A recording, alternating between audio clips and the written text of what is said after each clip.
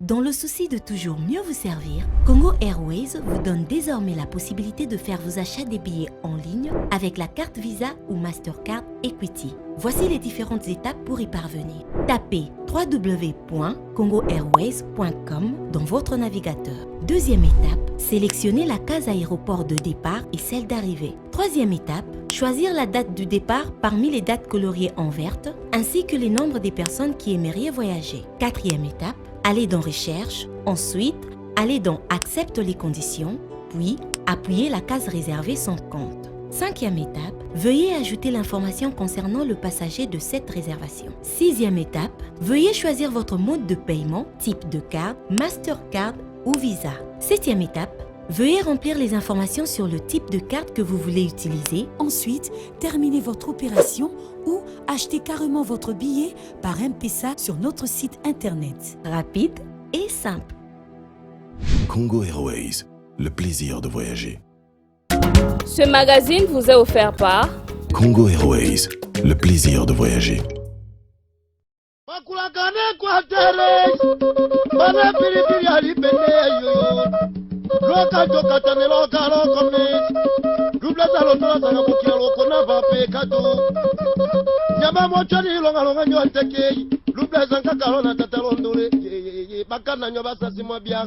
Mukumba ya koloba makambo Equateur na Kinshasa tangu yazoloba makambo oyo ebongina alakisa bango que les premiers habitants de l'Afrique s'habitent dans les forêts équatoriales.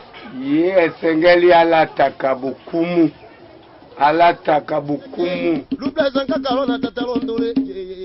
Merci Sidou Bangi Mongala, Équateur, tu as pas. Comment appelle bino bambo tebele parce que bobi que rendez-vous dans la chaque vendredi à 21h30. Grand Équateur bonne émission na bino le kaka au baraté le vendredi. Bazwaka grâce il est sur Congo et BP ça bango na 11h30 ya samedi. Tout ça la rapport dans copé ça ba valeur il y a Grand Équateur net le loto kolobele la pona nini gouvernement central. Ezako umela et puis tokolobele la oiseau rare otozo benga bimi lelo na Sénat avali deux vice-présidents. Il y a Sénat, honorable Sangoma Mosai, ce qui n'a bosani kombo bolimbi sangai. Azali valeur ya Grand Équateur, les lois betaki bato ebele na Sénat bato bafandisa même avabi ma sénateur to ko décortiquer yango lelo pona ko lakisa ke Grand Équateur eza na ba valeur ebele et puis to ko lakisa lelo ke ba politicien na biso politique ya kala échanger politique comme lelo il faut ça les lembo pona population et reconnaître yo na plateau nazanga mon côté tozana de Michel Long na ndeko Patrice Boto ndeko Patrice Mbote Mbote ndeko kumu mbote na bandeko banso ba Grand Équateur bazo na suna pokwa lelo mbote na bino pe mbote na baibanso bazwami kuna mingi penza antenne widali ya bwende mbote ba mama banso baibanso bazali kuna pe bandeko nyonso baza ko vivre avec handicap. Merci mingi na ba encouragement na bino, merci mingi de bobengaki pona ko pesa biso ba encouragement to pesa bino ba mbote mingi ska bino bozwana ndeko Michel mbote nkumu kivete mbote pe na bato wala na biso lelo mokola vendredi pe na samedi na rediffusion. Merci to mesana ko présenter émission ezala na nini nkumu kivete nde nazali wana kufeli papa leki nanga propre avant d'agepa nanga asalaka na masuwa ya ville de Kananga akufaki ebembeza na morke naza kosala batu po nakunda ilokola pa akufaki mort moko na kati ya masuwa nafundaki patron na ye wana badossier eza nani j'espère que bokozala informé komu aza éprouvé mais lokola tomesana koservir province na biso il faut tozala mpo na Grand Équateur ezala éclairé ndeko Patrice Boto gouvernement central ezobima te tomonaki semaine oti koleka premier ministre akendeki epa chef de l'état mpo na koyebisa mpe na interview na alobi ke population bazozela gouvernement balimbisa ye très bientôt gouvernement ezobima yo étant journaliste eza bloqué na niveau nini. Merci de Konkumu. Question très complexe. Ça n'a pas évidence belé. Et pas toujours que pas n'est pas mais vérité pendant le Kamubeza na monté ba premier ministre na monté ma chef de l'état. Maintenant oyo comme Malibano biso to ko yeba et elle était nous respecter genre, cela veut dire qu'on respecter basi na kati ya gouvernement. Baza ko ko mekana ino ko kotisa 30%. Acte que ko matin ba meka ko maximum moke 30% ya ba maman na kati ya ya gouvernement et pas mosusu ça ma blocage et pas wapi entre premier ministre informateur pena honorable Jean-Marc Kabound parce que tant ça l'union sacrée bakinde qui individuellement bakinde comme un parti politique était et Jean-Marc a quoi le cerveau moteur yende nda lambi biloko na njungu pour convaincre les députés. Ça, il faut le reconnaître. Et pas informateur à Yaki, à un système FCC, il y a 8 députés pour un ministre. Tout ça, ça, madame. Donc, informateur, dans un système et autorité morale. Il y a morale. Dans un système, il y a 8 députés pour un ministre. Il y a pas politique. Non. Il y a un bilan de l'organisation de la population a rejeté le gouvernement. Cash FCC bis. Donc, il y a un qui va considérer my honorable vice-président de l'Assemblée nationale ou bien Jean Kabound Azako Yebi Sabango. Parce qu'il y a Zaki Nakata Nzungu. Il y a des députés basés à risque. Il y a pour supporter le quoi pour basculer l'Assemblée nationale. Donc, ils doivent tenir compte des éléments. Donc, et puis, mon conseil à ma promesse. Mon conseil à lobby à Koksaka Malubanaï. Donc, nous voilà un peu on va Koloba na mutuna de copains na kota ndeni le gouvernement eza ko umela na kanisi mo ke on a Koloba yango parce que ya makamete ya dans le baki elle est très complexe. Ndeko Michel Wangi soko landi maloba ndeko Patrice. Est-ce que vous avez un informateur abimi lokola ndenge biso ba mongo tolobaka oke ko kundola e bembo yo kundite. Qu'est-ce que vous avez côté bachaki mutuna côté bachaki makolo. Ni ne zalaki constitué na ba député volonté na bango déjà Jean-Marc Kabundi ayebisaki bango ke tolanda bisation de l'état pona mboka na biso ba député pe bandima ki oye zongeli lisusu ya 8 députés ou autorité morale et zonga premier FCC tendenge zalaki afa ko kendi fo kendo fuka mela Joseph Kabila. Merci Koumou qui va être un peu moi lecture un peu différente na Patrice Boto. D'abord ils ont comme informateur tous on pèse quelques éléments à notre possession au réseau là gouvernement zo maté peut-être de week-end ou peut-être de ma semaine prochaine peut-être na fait à mois ya mars réseau il y a liboso selon ngai il y a nombre ya ba ministère bazo y baté jusque là nombre combien bien sûr que premier ministre abaki ekokita na combien parce que ba ministère de Michel le nombre est connu. Le chef de l'État a dit on ne peut pas dépasser 50 ministères. Donc on est dans les 45. Non, c'est-à-dire que nombre est banité. Nombre est banni à ba ministère de. Donc il dit c'est combien de ministères. Batiaka ba ministère wana ezateka pona geno ministère ezeli za pona ko récompenser bato. Entre guillemets ça ça mais d'abord pour la récompenser bato. Donc premier blocage est nombre de ministères. Deuxième blocage, il y a lobby batala Jean-Marc Kabound ndenge bato epebe bele babi que Jean-Marc Kabound aza auteur ya blocage wana parce que vision zolo ba wana c'est pas forcément zo te pas naie il y a lingi ba pesa ba récompenser d'abord bato monter na FCC. Oh batika FCC so ki bazolo ba gedo les gens qui ont plus de risque exacte que à autant la FDC à autant la MLCD à autant la bato FCC. Et puis c'est là ba tendance FCC na gouvernement so yo années lobby 45. Bateau, il va na FCC jusqu'à 25. Aux hommes, 25. Donc, deuxième blocage, il y a un bateau. Oh, il y a na FCC. Il ne peut pas avoir la raison parce que oh, FCC n'est pas daki pour na nyame kufa. Vous appelez na. Non, ba ko di ezaka ba ngote, ezaki ba député ba parti politique pour FCC na moni parti moko ta tindai bato ba de choix mabunda. Ezaki volontaire ba député. Mais sikoyo donc ba parti na ba validé. Ba député na volonté pas la récompenser. Non, ba azo récompenser ba député te azo récompenser ba parti politique oyo ba kenedi PPRD. Baza ba ba kena ninyo sacré ndambo. Il faut bazwa. Ba mosaïque, il faut bazwa ainsi de suite. Donc eza sur blocage na niveau wana. Troisième blocage selon ngai eza problème à représentativité parce que eloko ya bato ya FCC ba yebele problème à représentativité nationale ko se poser. Pourquoi? Parce que FCC a une stratégie à kosala éclatement ba parti ebele même PPRD aza PPRD aza PPPD aza la banane ba RMC ainsi de suite parti moko na créer ba parti ebele a créer ba parti ebele heureusement parti wana ezu ba député parti wana eza la statutaire eza ko na siège de mais bazu ba député particularité parti wana eza nini ba dirigeant nango baza mingi bato ya Katanga mingi ya Nord Kivu ya Sud Kivu na Maniema et puis la province orientale ba président ba parti à mosaïque wana c'est-à-dire so ba osa la formation ya gouvernement en suivant logique ya bato et d'accord pe ba salaka pona STZ la dikolo so ki bazi logique wana ya bato FCC au mona geno bango baza ba président ba parti mosaïque wana ce sont eux qui vont se représenter ba kozwa côté ebele mais so ko zongi net na Équateur je ne sais pas un parti politique originaire Équateur ou azala ba député bango so bagala ba parti à bato donc au moins que non situation Équateur situation à Bandundu na situation ya Congo central et goya ko se poser so ba taille na poids biloko ba osala wana bango bato wana ba immédiatement ba parti belé wana si les 37 formations politiques au moins une trentaine au moins 27 ils ont constitué la bato ya est. Donc en même temps problème à représentativité et qu'on se pose donc ils ont makambo et ça la misiko ils ont ko sala geno ils ont un niveau tekaka ya jamais ou bien informateur ou bien premier ministre et là c'est qu'on a niveau ya président et puis niveau ya président ko sala pour moni proposition mode sala awa pour d'organiser dans le wana pesa ba province quota pesa neti province ya boye bozala deux ministères bo s'organiser parce que so bolandi ne loko poids politique bolandi ne loko ya éclatement ya FCC okomona ka ba province monsieur ko se représenter parce que Bandundu par président na bango za parti politique za l'Assemblée nationale de baza bato ba ili ya ba parti mosusu président na bango na pe nde balobaka se servir akobanda ko se servir ye moko akotenir compte ya banini wana de donc blocage voilà donc tozo senga na niveau ya mokonza mboka e ba sa ba rééquilibrage ba pesa ba province quota province.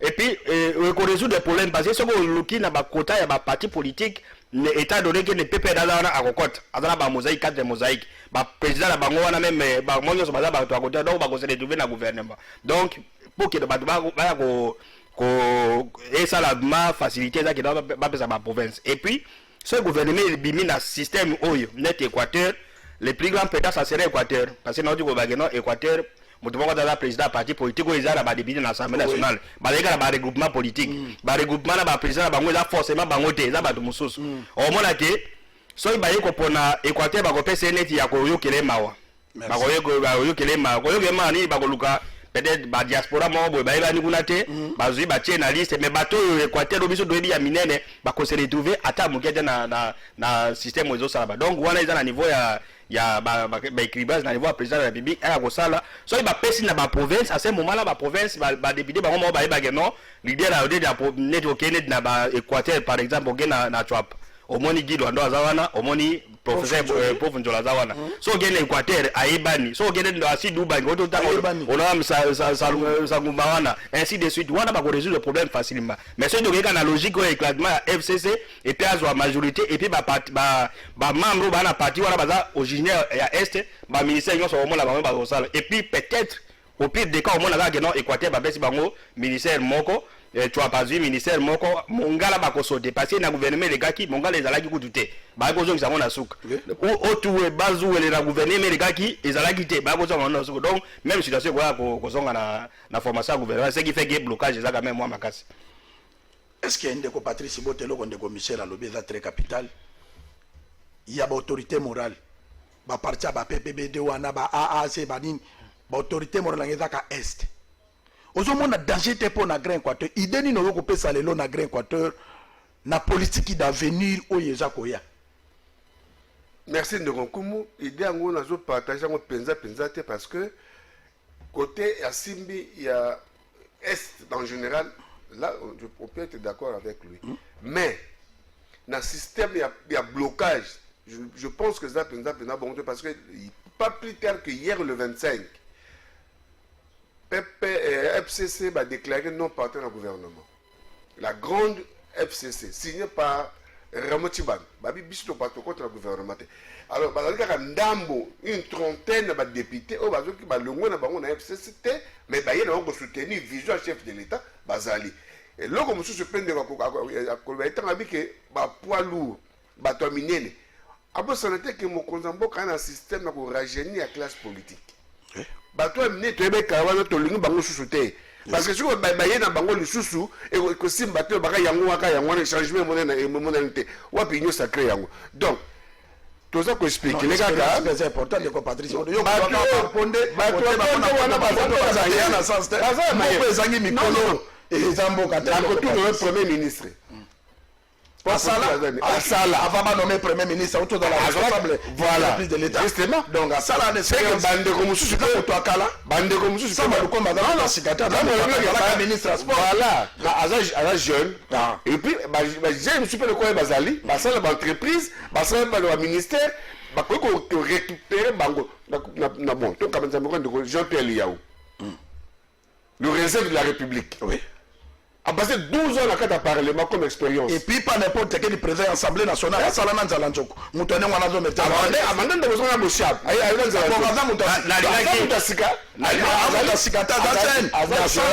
aïe, jeune, à la mentalité, il y a la jeune. Donc, il y a un mouton à Kalakala, tu vas baroter. Donc, parmi bateau pour rajeunir l'équipe gouvernementale. Justement, moi, on a tout bayo, on a baki pour politique bateau à Kalate. On a tout tanga bateau nommément la vie na toi pas net honorable Benjoli. Njola sala na noté que non na gouvernement Jacques Natangi Gilwanda salate. Et puis on le dit makambo FCC mais en réalité conférence des présidents il y a Assemblée nationale et Kotaki.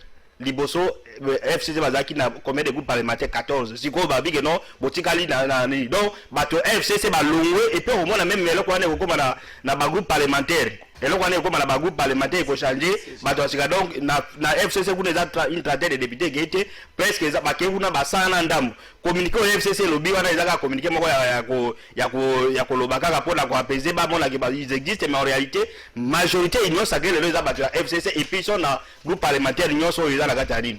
Donc là on a baki amwana na baki poids politique par rapport na bateau baebana qui fit de ministre à l'époque au basa le côté dans le basiko na bateau baesika et bateau baza sika ils sont connus au bakosala nani mosala malamu comme écrivait là on a merci de comme Michel Wangi avant to kota na to de l'honorable Sangoma honorable président deuxième vice-président ya Sénat total élément ya secrétaire général Omer Iwala Omer Ingwala Bongo Tozonga.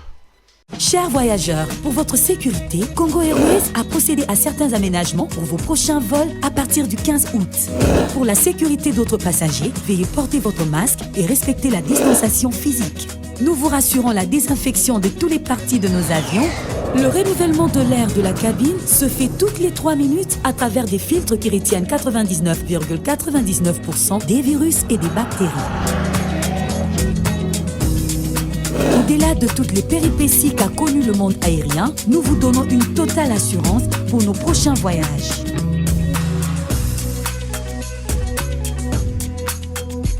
Congo Airways, le plaisir de voyager. Totamboli pour la Sabino, valeur sur un grand Équateur, pour la bombe à mettre pour l'Umolaye, pour être bio bas au boé, Feboé, Moussani, à 204 du Congo. Moi, je suis Mbote journaliste. Okoki kopé sabiso, comme on a eu sabiso, au Saka Moussalani. Merci, papa journaliste. Ngai Kombo Nangai, ingénieur Omer Ingwala Longembois. Nazali, secrétaire général à la reconstruction. C'est fonction Nangai Nasalaka. Ah, on a Katia. Ministère de Sika Nazali, on a bureau Nangai Angwa.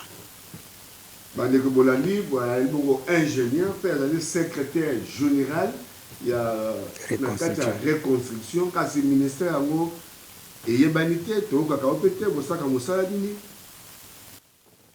merci papa journaliste. Reconstruction, et bandi moi, genèse moi, Moulaï, pour que Moulaïté, et ça élimine à 1999, administration, en 2001. Et en 2001, wana ngai nakoloba totalisé 20 ans d'existence mais nga nakoti fin ya 2017 donc nazali na 3 ans au tokomi kokota 4e année. En réalité reconstruction ce qui otali na bayo balwaka na lopoto reconstruire linkoloba kotonga mbala ya mibale batonga kambala mibale ni eloko osali mabe. Ah, et donc, il y a des gens tout ça, les locaux et asiko et ça les mina noté. Mais c'est avéré que les lots d'engue tozali reconstruction et bombami puisqu'à un moment donné, la bande ko baleka qui ekundami ekomona nate. Même de na komaki sur 1000 et quelques dans services centraux, nakudaki à peu près une cinquantaine de personnes. Naye ko sala moi effort les ba regarder situation administrative na zui équipe et puis les lots to komi na ndenge cadre organique, c'est-à-dire nombre de bateaux esengeli bazala to kokisi bango marge bazali ba nouveau recrue ou ceci cela de to kokisi. Mosala na biso ezali ni soki balingi batonga mboka ezala nzela ezala ndako ezala milona nyonso basengeli basala basengeli eleke pa na biso biso tozali comparable en quelque sorte lokola ndenge tolobaka baningo ya finance bazali ba IGF po IGF soki batindeli papa journaliste mbongo eke mbongo wana bakomona bien te bakotuna IGF akolubuna bime mbongo osali tokosana te aliye mbongo to ali mbongo te eza lokola biso na reconstruction biloko etali lokola ba norme etongeli ya nzela ya ndako ya kosala eza epa na biso lokola eza epa na biso biso tosengeli balingi basala nzela babengisi biso te etongeli wana nzela ekomela te mbongo wana boti wana eza ya koleka esengeli ezala montabo epo tosala un pas de l'avant nde mosala tosengeli. Merci Rassis. Ndeko Patrice, secrétaire général oyebi ndeko secrétaire nayebi penza te kasi yenda la daka biso pe amonaki ete ministère administration na ya reconstruction balobelaka ngo te azali mwana Équateur aza ingénieur pe na boyebi na ye baza mingi te na Congo.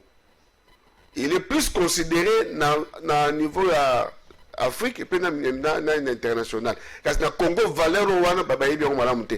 Il est secrétaire général, c'est un ingénieur. Bon, ministère de la reconstruction et ça na 4 il y a ministère des travaux publics. Mais administration et la reconstruction et ben le président est porté et tout ça la 20 ans d'existence. Du basali yango mais il est pratiquement à salaire à 3 ans depuis batu ko tiaye wana mais à salaire ba innovation moi mingi nenga tu ko lo wana moi mingi a apporté touche na kati ya misala yango kasi reconstruction bato sengeli ba bezali lokola IGF na couper cet exemple yeza musala ya ko contrôler misala on peut reconstruire quelque chose existaki donc tant que la reconstruction et sengeli ba associer ka administration oyo wana po baza bango baza expert ya ko contrôler misala zali ko salim au plan d'achat tu basali aso de mouton il était question ya obenga batu ya reconstruction bakende ko vérifier bakende ko contrôler et ça ba norme requise. Merci ndeko Patrice tokosenga na CGK émission no yango yo oleka awa balobi muto apesa keloko valeur tango banome yo secrétaire général l'entité moko boye yo moko muto ko pesa ngo valeur ezate ke batu basi banome yo déjà ba créer yango parce ba ko reconnaître yango na nini yo ndo ko présenter savoir na yo entité ane zo sala nini zo sala nini Grand Équateur boni yango eza prêt pour na ko accompagner yo ndeko Michel Wangi oazoral nano tolobeli ndeko awate tolobeli la kaye na élection tolobeli la kaye mais ba tobeli ba bité très bientôt to koluka to approcher pour to soit ba image ceux qui tozo lobeli la aza serviteur de deux pasteurs et lelo autaki ko frapper na Norubangi pona abimi yena José Makila 5 voix a gagné Jean Lycée Bima qui na 4 voix étant sénateur ya bimi na 5 voix bato baza ba fandisa ba racine ya politique wana na ba recherche na biso mais yé a gagné aye lisusu na bureau ya Sénat a beti tala ba lou ya politique lokola ba bokulaka na biso ba viendundu bononge a dégister via Monica ka moto eleki via lobité a dégister atikeli honorable Sango Balobi ale kanaye Michel ozo mona te que politique ezo changer modèle nango. Oui, mais politique ezo changer au moni eloko to bande ko ça na eloko d'être na Sénat. Il y a eu quand même une élection qui koleka ba voter quand même ba sénateur baza sans développement. Oui. To bigi londo na chwapa honorable Moussa Sangoma na nord na Sud Bank. Na Sud Bank. Professeur Moussa je crois tozaki na yo na jour élection na campagne électorale oyoka ki bloc à lobby. Vraiment. Non seulement da pasteur, professeur d'université, mais à poser ma acte avant comme même politicien lelo. a posé ba acte, a construit ba école, a construit ba orphelinat, a sali a tomi coup d'université. Université munene. Ko zo ko to abi ba to ba sa pembe ne be a sa ki université randeni ni era komi na Gemena. Amoni abe moko recteur a créé une université abe wana aza na diplôme kutu ka gradué a komi recteur a bengiye aya ko enseigner abi tukiranga yi kiriku mvetena na ya natal abe akimi amona na goûter siko attirer les so abi comment muto aza gradué azo sa université bongo biso ba professeur université tozo ko sa eloko la te to sa pouiller na inazo sa pouiller na idée on sa université pe avanti université na niveau ya Sud Ubangi na Gemena. Alors tous on a besoin ya batoneti ba sénateur Sanguma, ba sénateur Gilwando na ba mususu ba la sens de développement. Au bureau Sénat était collègue nous avons eu un président ya Sénat na premier vice-président bato Équateur. Mais qu'est-ce que l'Équateur a gagné? Rien. Ces gens sont vivants bazalelo. Honorable Léon Kengo na honorable Mouenani vice-président Papa Mokolo. Équateur a gagné ni. Rien même jeune Mokolo Équateur a sali na. Et puis bango bazawana i contrôle baza collaboration na ba province. Mais ma province de la nani pauvreté comme Magasi, retraite sociale ça la Magate et Kendagate ainsi de suite. Que font les sénateurs d'une manière générale, il y a Équateur d'une manière partie. Donc, ma camone qui ba musu ba yesi koyo, ba to asika to la besoin quoi biso de appuyer bango. Parce que quoi appuyer toi là toujours appuyer ba développement, to appuyer quand non, aza politicien, ayeba na sala boye, asana Mobutu aza expérience. Non, expérience ça ngo à la disposition de la population. Ndenge sango masali avant qui azaï pasteur, il pouvait même se laisser parce que nous avons connu des pasteurs na l'Assemblée nationale il y a Kinshasa awa basuka ika boy pas baké pasteur mais lelo un pasteur qui pose des actes na développement na Sud Ubangi na Chwapa na Sud Kivu na Congo Mobimba na ba position azalaki et puis ceux ba appuyer ceux qui sangumaza kuna na Sud Ubangi Gilwando azali muso azala Mongala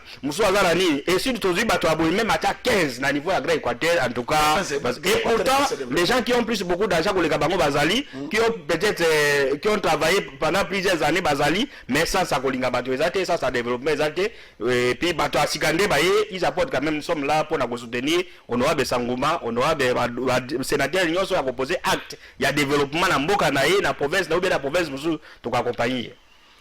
Ndeko Patrice Boto honorable Sanguma kaka pasteur te parce que yebi ba pasteur balinga ka ba pesa ka bango soki obeli acha yo loboko il faut bondela asala boye mais honorable Sanguma bandi na ba fondation na ye ya kosunga bato ya kosala boye ti ya sali ba école ti ya kosala université et puis asa n'importe quel pasteur te parce que ba pasteur de le commander nini muto acheka ka mbonane kutu za la tangate yazali docteur et puis à distinguer à l'université monnaie MTI Massachusetts University aux États-Unis et Lelo Azali deuxième vice-président azo sala pentorum ya premier vice-président Azali mona ya Grand Équateur aza élu na Sénat état qui indépendant aza l'autorité morale mais ta na ba niveau à komeko kolobani très bien de konkumu pasteur Sanguma c'est un grand homme de Dieu aza moto mona ali valeur ya Équateur monene tango batiaka ye représentant légal il y a 31e communauté à CUM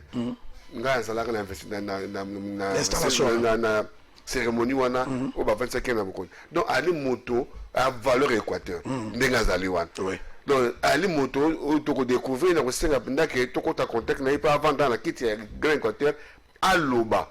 Vous avez senti que nous avons en face de nous vraiment la valeur Équateur. Donc, par mon peuple est merci à ma sénateur, n'ayez pas PC confiance parce que l'élection de Bosso, qui a FCC Nini, Azala qui peut candidat, à les quittés, mais parce qu'il y a confiance, on a vraiment à valeur.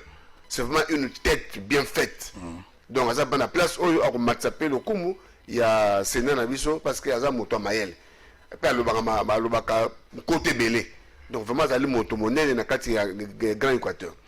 Michel Wangi Grand Équateur ezali émission oyo accompagnaka ba valeur ya Grand Équateur honorable Sanguma ozo senga na population ya Grand Équateur ya Chwapa Équateur Mongala Nord Ubangi Sud Ubangi bamona Sanguma zaka kapona Sud Ubangi bamona Sanguma zaka kapona Mongala ou bien va s'approprier dans tous les 5 provinces de Mabreke Sanguma ya Bango va continuer à soutenir. tokosenga honorable Sanguma ou bien la sénateur nyonso biloko mibale d'abord ba continuer ko poser ba acte oyo ba bana ko poser avant même ba koma ba sénateur lelo. Deuxième, ba s'impliquer na contrôle parlementaire. Baninga ba province mususu soki comme na ba commission ba bengi ministre à travaux publics. Patrice Bodo dans comme secrétaire général ya parti ya reconstruction. Baninga mususu ba benga na bango na ba commission parlementaire. Bato ya une province va se retrouver ba bengi ministre à travaux publics. Na province na biso misani neza wana. Osali nini? Oh non boye bombongo ezate ale biso de kosala motion. Nde basalaka. Ba intimider ministre, c'est pas quoi intimider, votre intimider ndenge ya bien, ministre sali ba déclencher possible batongi ba balabala. Mais oyo ya biso Équateur, en tout cas eloko wana ezala magate peut-être so moi commission apesi ministre apesi moi eloko esili non, toi on a besoin que non pas dans la contrôle parlementaire vraiment rigoureux. Ya ko benga chaque mois ezala bato ya Sénat, l'Assemblée nationale, ezala bato ya Sénat, ba benga ba député, ba ministre bata la état de lieu ya province par rapport à la reconstruction, par rapport à ba école, par rapport à ba nzela. Soki bango na Sénat ba kolongola ministre était bazo c'est dossier na Assemblée nationale. Donc to senga ba o bazo continuer ko poser ba acte ya malamu, ba continuer ko poser pour l'intérêt du peuple, mais na position baza na kati ya l'institution ba benga pe ba ministre concerné ba ADG ya office de route azawana OVD na ndaki office de route ya OVD juwana zo ba magam na Kasai. Siko Équateur ezawat na la okeno tout naï. Donc ce sont les députés ou les sénateurs qui vont jouer ces rôles là. Merci Ndeko Patrice.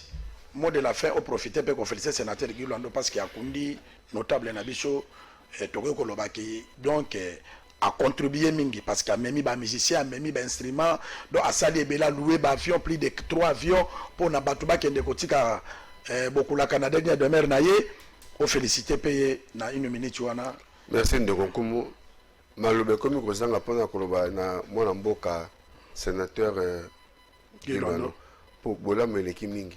Vraiment beaucoup la merci mingi a honoré biso bana chwapa ndenge o nyoso ya sali ko banda akaki liwa ya kulutu na ye Henri Thomas Lokondo bana chwapa ta honoré biso bana Grand Équateur ndeko na biso je parle na chwapa ya chwapa to honoré kumu na biso ndeko na biso Henri Thomas Lokondo ça c'est une fierté pour na biso na implication totale ya ndeko sénateur Guilando po yemo ka singa téléphone bin ya tikato kunda bukulaka Tokotra makamusu sima. Vraiment c'est une fierté mingi. Pe a loué avion mobimba. Avion et keki nambanda ka pona kokukunda. Vraiment na mona le kama modèle hôtel. A loué avion. Ba kula ke belé Équateur ba fena mona le mutumo ka sama kama modèle hôtel. Eza comme même koleka. Merci vraiment koleka. Merci mingi abo. Ngai na ko féliciter professeur Njoli na implication na ye na matanga ya honorable Thomas Henri Thomas Lokonda et la FDC d'être nambanda ka tout ça. Félicitations na yo honorable Jacques Njoli. En tout cas, topesi yo longonya na maninga musu ne bosayi surtout na ndeko Guilando nde bozayi na première position yango bolingo do la besoin nango na Équateur ya mwana. Merci yango bolingo to na besoin nango na Équateur ya mwana to sala kaka te pona Henri Thomas ayebanaki. Wana zalaki grand notable mais to sala kapé pona bandeko na biso nyonso oyo bakufi.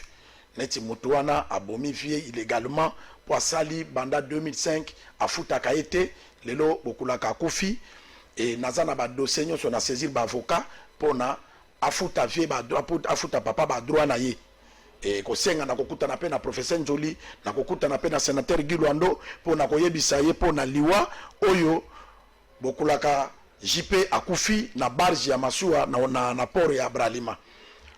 Vraiment merci na sénateur Guilando Mboyo pour na côté le misaka bende la Grand Équateur lelo tozalaka fier toza pe fier na professeur Njoli parce que tant a tellement ka beti discours nga moko na moi na parler du peuple bato baleli il a kisaki que Grand Équateur toza bomoko to bomana te pour na ba ministère mais lobby pe to bomana to bunda pour na Grand Équateur pe boma penjoko Grand Équateur pe boma nyama tozala bomoko to tika ko panzana et na kosenga charge wana soki bomona lobeleli le honorable Sanguma a joué kaka rôle na sénaté a joué pe rôle ya ko renure ba politicien ya Grand Équateur bazala ini parce que c'est le seul serviteur de Dieu ya munene o ya Grand Équateur na moni o ya ko sangisa ba politicien Grand Équateur pour na unité parce que na landaki ba kende ki na sénateur Guilando Mboyo ya kende ko tika Henri Thomas tine report anjili batie corps alobi bon toko kende biso sote bino bokende ngana zonga pona misala na niveau ya parlement a bon jouer rôle wana ya kosangisa dans l'ensemble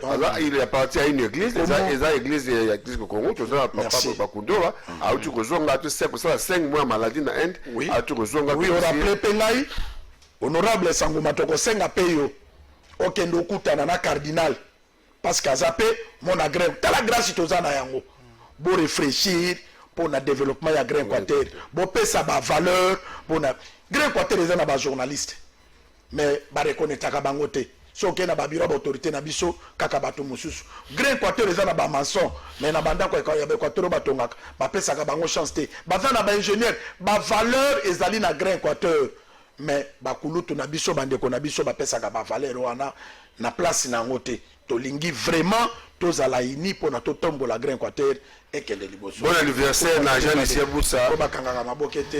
Bye. Bye. Dans le souci de toujours mieux vous servir, Congo Airways vous donne désormais la possibilité de faire vos achats des billets en ligne avec la carte Visa ou Mastercard Equity. Voici les différentes étapes pour y parvenir. Tapez www.congoairways.com dans votre navigateur. Deuxième étape, sélectionnez la case aéroport de départ et celle d'arrivée. Troisième étape, choisir la date du départ parmi les dates coloriées en verte, ainsi que les nombres des personnes qui aimeraient voyager. Quatrième étape, allez dans Recherche, ensuite, allez dans Accepte les conditions, puis appuyez la case réservée sans compte. Cinquième étape, veuillez ajouter l'information concernant le passager de cette réservation. Sixième étape, veuillez choisir votre mode de paiement, type de carte, Mastercard ou Visa. Septième étape, veuillez remplir les informations sur le type de carte que vous voulez utiliser. Ensuite, terminez votre opération ou achetez carrément votre billet par M-Pesa sur notre site internet. Rapide et simple. Congo Airways, le plaisir de voyager. Ce magazine vous a été offert par Congo Airways, le plaisir de voyager.